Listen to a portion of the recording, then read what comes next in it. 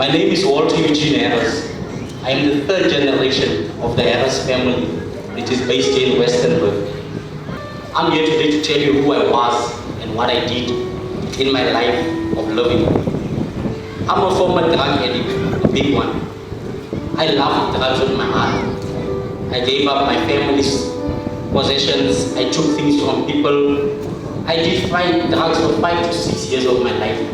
I offered up everything of me for drugs. My first unlicensed firearm at the age of 17. And this to me made me feel strong. At the age of 19, I had my first AK-47, also unlicensed. And this to me at the time was life. Drugs controlled my life in such a big aspect of it that I used to lie. I had a degree in lying. I would lie when it was not even necessary. I would lie when it was no reason. I loved that life because I wanted to love it. Loving that life made me feel like I'm the boss because nobody could tell me. Being armed at all times, taking stuff, taking from people, doing what I want. That is what I used to honor because it used to make me feel like I had authority and a lot of it. I never respected women or anything they stand for. I never respected women. I never believed that there's such a thing as love. But little did I know that offering up that life, doing that at the time, was not life. You see, so many of us ask wisdom from God, but how do you get wisdom without suffering?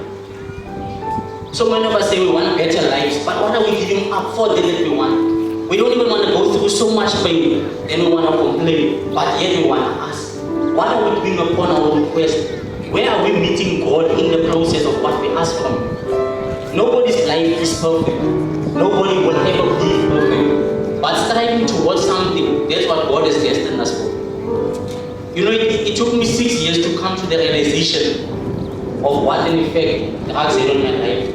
And I spoke this to my pastor yesterday that time, and he gave me the same revelation. He said the meaning of drugs means devil revenge using God's servants. You see, there's something special about us. Those that do wrong, or those that do whatever they want to do. But take it from somebody who's lived life in that manner. He says that at such occasions, one is always limited to time. But for those of you who didn't know me or just knew me from seeing me, this is what my testimony is about. This is what my life is about. This is the seriousness of where we are in life today and of the things that we've done. You see, like many others, I want to compare my life to the life of the prodigal son that had everything, left home, and still had to come back. You see, you can have an abundance of everything.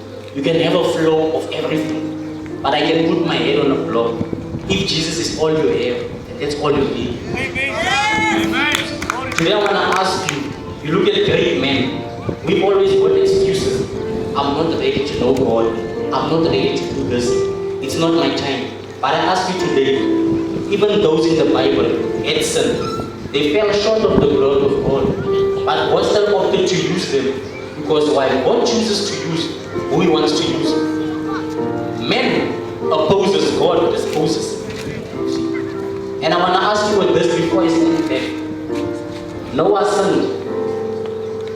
He had a short temper. Moses murdered. Luke drank. Elijah was moody. David an adulteress. And I'm a former drug addict. What's your excuse?